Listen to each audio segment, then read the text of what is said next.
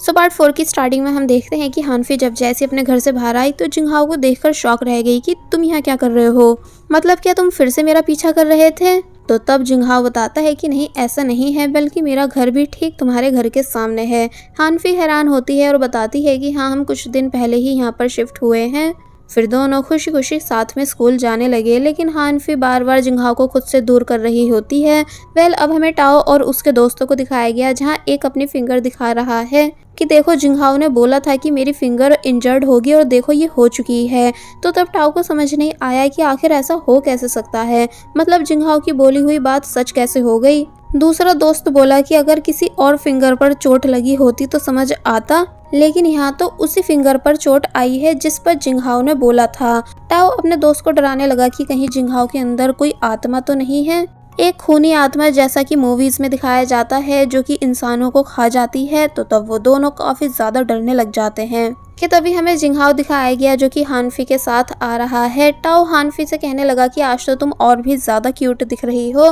तो तब हानफी बोली कि और तुम हमेशा की तरह अनोइंग, और फिर तभी यहाँ से जाने लगी। जिंगहाओ भी जा रहा था, लेकिन टाओ उसे रोकता है और अपने दोस्त की फिंगर दिखाते हुए पूछने लगता है कि आखिर ये सब क्या है, मतलब तुम्हें पहले ही कैसे पता चल गया था कि इसकी फिंगर इंजर्ड होगी। तो तब जिंगहाओ खुश हुआ और बोला कि यही तो मेरी सुपर नेचुरल पावर है, मैं जो बोलता हूँ वो सच होता है, इसलिए अब से मुझसे और हानफी से दूर रहना। और फिर जाते हुए टाओ से कहने लगा कि अब अगला नंबर तुम्हारा है, यानी नेक्स्ट वीक तुम्हारे साथ कुछ बहुत ही बुरा होगा। और फिर तभी चला गया। तो तब ये तीनों शॉक खड़े रह गए थे कि कैसे इस बार ये टाओ को कर्स देकर गया है। इसलिए टाओ को काफी ज्यादा गुस्सा आया, वो अपने शूज उतार कर जिंगहाओ की तरफ फेंकने लगा, मगर फिर तभी अपने थंब को भींचकर अपने गुस्से को शांत करने की कोशिश करता है, क्योंकि वो काफी ज्यादा डर चुका था। अब नेक्स्ट सीन में हम देखते हैं कि जिंगहाओ जब हानफी के पास आया तो वो जल्दबाजी में थी और फिर तभी यहाँ से चली गई। एक्चुअली एक किटी है जिसका हानफी ख्याल रख रही है, लेकिन वो जो चीज किटी को खाने के लिए दे रही थी वो उसे खा नहीं रही होती है कि तभी जिंगहाओ भी यहाँ आ गया, जो कि वो भी खुश हुआ किटी को देखकर। फिर बताता है कि ये इस चीज को नहीं खाएगी, तुम रुको मैं इसके लिए कुछ लेकर आता हूँ। तो वहीं टीचर नोटिस कर लेते हैं कि हानफी और जिंगहाओ दोनों क्लास से गायब हैं, इसलिए वो इन्हें ढूंढने निकल गए। अब दिखाया गया कि जिंगहाओ खाना ले आया था जिसे वो किटी खा भी रही थी, जिस बात से दोनों ही खुश हो रहे होते हैं। लेकिन तभी टीचर यहाँ आ गए और इन दोनों पर चिल्लाए कि आखिर तुम दोनों यहाँ क्या कर रहे हो। दोनों काफी ज्यादा डर जाते हैं और फिर अब हमें इन दोनों को ऑफिस में दिखाया गया, जहाँ इनके क्लास टीचर को भी बुला लिया जाता है और उनकी भी डांट पड़ती है। डीन कहते हैं कि मैं उस कैट को स्कूल से बाहर निकाल दूंगा। तो तब इन दोनों ने रिक्वेस्ट करी कि आप प्लीज ऐसा मत करना, बदले में हम आपको अच्छे स्कोर लाकर दिखाएंगे। तो तब जाकर डीन थोड़े शांत हुए और मान जाते हैं, लेकिन जाते जाते क्लास टीचर को काफी कुछ सुनाकर जा चुके थे कि तुमने ही अपने स्टूडेंट्स को बिगाड़ कर रखा हुआ है। अब नेक्स्ट सीन में हम देखते हैं कि जिंगहाओ घर पर है और वेट कर रहा है कि हानफी कब डायरी लिखेगी। और फिर अब जब हानफी ने डायरी लिखनी शुरू करी तो यहाँ वो पहले किटी के बारे में लिखती है कि किटी कितनी क्यूट है, फिर जिंगहाओ के बारे में लिखने लगी कि जिंगहाओ काफी ज्यादा केयरिंग है, फिर लिखने लगती है कि वैसे मुझे नोट्स की जरूरत है, तो क्या मुझे जिंगहाओ से नोट्स मांग लेने चाहिए, क्योंकि मैंने किटी के खातिर डीन से प्रॉमिस कर दिया है कि मैं अच्छे स्कोर लाकर दिखाऊंगी, पर मेरा जिंगहाओ से नोट्स मांगना अजीब होगा। और फिर से जिंगहाओ के बारे में लिखने लगी कि वो वाकई में काफी स्वीट है। तो तब जिंगहाओ बहुत ही ज्यादा खुश हो रहा होता है इन सभी बातों को रीड कर करके, क्योंकि जिस डायरी पे हानफी लिख रही है सेम वही डायरी, मतलब प्रेजेंट वाली डायरी जिंगहाओ के पास भी है। अब नेक्स्ट हमें दिखाया गया कि जिंगहाओ हानफी के मांगने से पहले उसे नोट्स दे देता है, जिस बात से वो काफी ज्यादा खुश हुई। फिर दिखाया गया कि जब ये दोनों बाहर आए तो जिंगहाओ हानफी से उसका नंबर मांगता है, जो कि हानफी दे देती है, लेकिन वार्न करती है कि मेरा नंबर और किसी को मत देना, वरना मैं तुम्हारा मार मार के बुरा हाल कर दूंगी। तो तब जिंगहाओ हंसने लगा कि हाँ मैं ऐसा नहीं करूंगा। दोनों रोज साथ में किटी का ध्यान रखने लग जाते हैं, यानी किटी की वजह से अब ये अकेले में टाइम स्पेंड कर पाते थे और एक दूसरे से काफी सारी बातें भी करते हैं, जहाँ अब हानफी खुश रहने लगी है। मतलब पहले बिल्कुल किसी से बात नहीं करती थी, लेकिन अब जिंगहाओ से दोस्ती करके काफी ज्यादा खुश है। रात में दिखाया गया है कि जिंगहाओ फिर से हानफी की लिखी हुई डायरी रीड कर रहा है कि वो कितनी ज्यादा खुश रहने लगी है। पर जब हानफी एक बार फिर नाना नाम की लड़की का जिक्र करने लगती है, जो कि हानफी की बेस्ट फ्रेंड हुआ करती थी, कि नाना अब भी मेरी कॉल्स का आंसर नहीं दे रही है, उसने घर भी चेंज कर लिया है, मैं बिल्कुल भी नाना से बात नहीं कर पा रही हूँ, क्या वो अभी भी मुझसे उदास है, पता नहीं वो कैसी होगी। तो तब जिंगहाओ समझ नहीं पाया कि आखिर ये नाना लड़की है कौन। और क्यों वो हानफी को इग्नोर कर रही है, जिस वजह से हानफी इतनी ज्यादा परेशान है। अब नेक्स्ट सीन में हम देखते हैं कि जिंगहाओ जब सो रहा था तो उसे एक ड्रीम आया कि कैसे वो एक हॉस्पिटल में आया हुआ है, फिर आईसीयू रूम के पास आया जहां उसको एक लड़की बेड पर दिखी। जिंगहाओ समझ नहीं पाता है कि आखिर ये लड़की कौन है कि तभी जिंगहाओ को वो लड़की ठीक अपने सामने दिखती है, जिसे देखकर वो काफी ज्यादा डर चुका था। एंड वो लड़की यही बोल रही थी कि मेरे साथ जो कुछ भी हुआ है इसकी वजह तुम हो। जिंगहाओ चौंक कर उठता है और समझ नहीं पाता है कि आखिर चल क्या रहा है, यानी वो लड़की कौन थी जो मुझे ड्रीम में दिखी और भला वो मुझे ड्रीम में दिखी क्यों। फिर हम देखते हैं कि जिंगहाओ जल्दी जल्दी स्कूल जाने के लिए रेडी हो रहा है, इसलिए अपनी बहन को वॉशरूम से बाहर कर देता है, जिस वजह से वो चिल्लाने लगी। एक्चुअली वैसे तो आज स्कूल की छुट्टी है, लेकिन ये किटी की वजह से जा रहा है और जब यहाँ आया तो पता चला कि हानफी तो यहाँ आज आई ही नहीं है, इसलिए वो परेशान होने लगता है कि हानफी भला क्यों नहीं आई। किटी ने जिंगहाओ के हाथ पर अपने नेल्स मार दिए थे, तो इस वजह से उसको वैक्सीन लगवाने हॉस्पिटल आना पड़ा।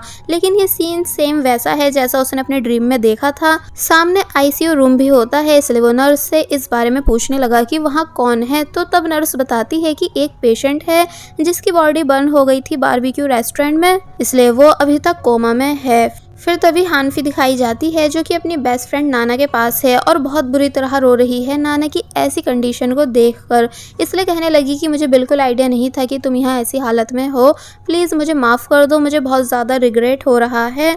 तो वहीं नाना के पेरेंट्स जो कि बाहर थे वो भी अपनी बेटी के लिए परेशान है, लेकिन नाना की मॉम काफ़ी ज़्यादा गुस्सा हो रही होती है कि ये लड़की हानफी मेरी बेटी से मिलने क्यों आई है, सब कुछ इसी की वजह से तो हुआ है। नाना के फादर कहते भी हैं कि तुम शांत हो जाओ, वो सब सिर्फ एक एक्सीडेंट था, किसी की कोई गलती नहीं, लेकिन मॉम मानती नहीं है। दूसरी तरफ जिंगहाओ जो कि वैक्सीन लगवा चुका था इसलिए बाहर आ रहा था, फिर तभी उसे चिल्लाने की आवाज़ें आई। एक्चुअली अब नाना की मदर हानफी को काफ़ी कुछ सुना रही है कि वो यहाँ क्यों आई है, जबकि आज नाना की जो हालत है वो सब हानफी की वजह से है।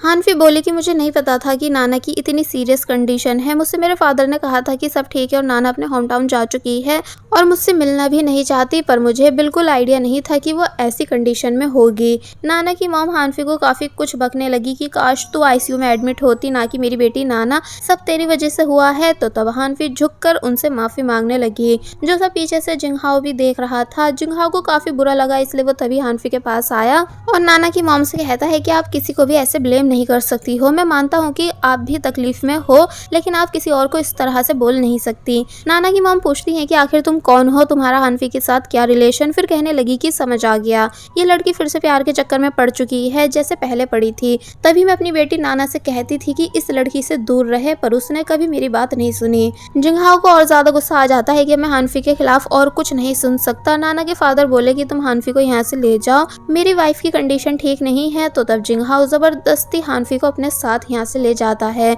जब ये दोनों बाहर आए तो हानफी जिंगहाओ को खुद से दूर कर देती है। जिंगहाओ इधर उधर की बातें करने लगता है हानफी का ध्यान नाना के ऊपर से हटाने के लिए, लेकिन हानफी नाना की ऐसी कंडीशन देखकर इतने बड़े सदमे और रिग्रेट में जा चुकी थी कि तभी वहाँ बैठकर काफ़ी बुरी तरह रोना शुरू कर देती है और रोते हुए बस ये कहती जा रही थी कि नाना प्लीज़ मुझे माफ़ कर दो। सीन कट होता है और अब हम देखते हैं कि दोनों घर के बाहर आ चुके हैं, जहाँ जिंगहाओ हानफी से रेस्ट करने का कहता है। हानफी मान गई और अंदर चली गई, जबकि जिंगहाओ वहीं बाहर बैठ जाता है। हानफी जब घर आई तो उसके डैड उसे अपने पास बुलाते हैं और डांटने लगे कि तुम तब से कहाँ गायब थी, ये कोई टाइम है घर वापस आने का। हानफी उन्हें बता देती है कि मैं नाना से मिलने गई थी। फिर पूछने लगी कि आपने मुझसे झूठ क्यों कहा था कि नाना अपने होम टाउन जा चुकी है, जबकि वो इतने टाइम से हॉस्पिटल में एडमिट थी और कोमा में थी। तो तब फादर भी गुस्सा करने लगे कि एक तो मैंने ये सब तुम्हारी वजह से करा है, मैं अपना घर भी सस्ते में तुम्हारी वजह से बेचकर यहाँ आ गया ताकि जहाँ हम पहले रहते थे वहाँ लोग तुम्हें बातें नहीं सुना सके और ना ही तुम्हें उल्टा सीधा कह सके, और तुम हो कि मुझे ही बुरा बोल रही हो। हानफी कहती है कि मैं बस इतना जानना चाहती हूँ कि आपने मुझसे ये बात क्यों छुपाई, और जब अपने फादर की बोतल नीचे फेंक देती है कि आप बस पूरे दिन ड्रिंक करते रहते हो, तो तब बोतल टूटने की आवाज़ नीचे जिंगहाओ को भी आई, जिस वजह से वो परेशान हो गया। इन दोनों की लड़ाई अब इतनी ज़्यादा बढ़ चुकी थी कि हानफी ये भी कह देती है कि मुझे अच्छे से याद है कि जब मेरी मॉम अपनी आखिरी सांसें ले रही थी तो आप अपने दोस्तों के साथ आराम से ड्रिंक कर रहे थे। हानफी के फादर ये सुनकर हानफी पर हाथ उठाने वाले होते हैं, लेकिन तभी जिंगहाओ डोर नॉक करता है, जिस वजह से वो रुक जाते हैं और डोर ओपन करने जाने लगे। हानफी अपने रूम में चली गई और यहाँ आकर काफी ज्यादा परेशान होने लगी और ज़ेन्यू एंड नाना की फोटो को ध्यान से देखने लगती है। तो वहीं फादर ने जब डोर ओपन करा तो वहाँ कोई भी नहीं था, क्योंकि जिंगहाओ लड़ाई रोकने के लिए डोर नॉक करके छुप चुका था। अब रात में हम देखते हैं कि जिंगहाओ इन सभी बातों से काफी ज्यादा परेशान है। उसने किसी तरह से उस दिन की सीसीटीवी फुटेज निकाल ली जब नाना बर्न हुई थी। जिंगहाओ देखता है कि सब नॉर्मल था। हानफी कुछ सामान लेने साइड आ गई थी कि तभी अचानक वहाँ आग लग गई थी, मतलब बारबेक्यू टेबल पर, जिस वजह से नाना आग में जलने लगी। हानफी को पकड़ लिया गया था ताकि उसे भी कुछ नहीं हो जाए और बस नाना काफी बुरी तरह जलती गई और हानफी उसके लिए रोती रही। जिंगहाओ बोला कि ये तो एक्सीडेंट था, इसमें हानफी की कोई गलती नहीं है, फिर सब क्यों उसे ब्लेम कर रहे हैं। और फिर बस तभी हानफी के बारे में सोच कर परेशान होने लग जाता है। अब हमें दिखाया गया है कि जब वो स्कूल आया तो हानफी कैट के पास थी। जिंगहाओ हानफी से बात करने की कोशिश करता है और बताता है कि मुझे सब पता चल चुका है, यानी नाना के केस के बारे में। तुम खुद को ब्लेम मत करो, तुम्हारी कोई गलती नहीं थी। लेकिन हानफी जिंगहाओ को जवाब देती है कि तुम कुछ भी नहीं जानते हो, इसलिए ऐसे प्रिटेंड मत करो कि जैसे तुम्हें सब पता है और बस मुझसे दूर रहो। तो तब जिंगहाओ चुप हो जाता है। क्लास सीन दिखाया जाता है जहां जिंगहाओ फिर से हानफी से बात करने की कोशिश करने वाला था, लेकिन वो उसे चुप करा देती है और फिर अपनी आंखें बंद करके बैठ गई, क्योंकि अब वो बस अकेले रहना चाहती है। नेक्स्ट सीन में हम देखते हैं कि जिंगहाओ सब जगह हानफी को ढूंढ रहा है, लेकिन वो उसको कहीं भी नहीं मिलती। और जब कैट के पास आया तो कैट भी यहाँ से गायब थी। जिंगहाओ वापस आकर बैठ गया और जब हानफी वापस आई तो वो उससे पूछता है कि क्या तुम किटी को पेट स्टोर में छोड़कर आ चुकी हो। तो तब वो बताती है कि हाँ, ताकि वो वहाँ आराम से रह सके। जिंगहाओ बोला एटलीस्ट मुझे किटी को बाय तो करने देती, पता नहीं तुम क्यों मेरे साथ ऐसा कर रही हो। तो तब हानफी कोई जवाब नहीं देती है।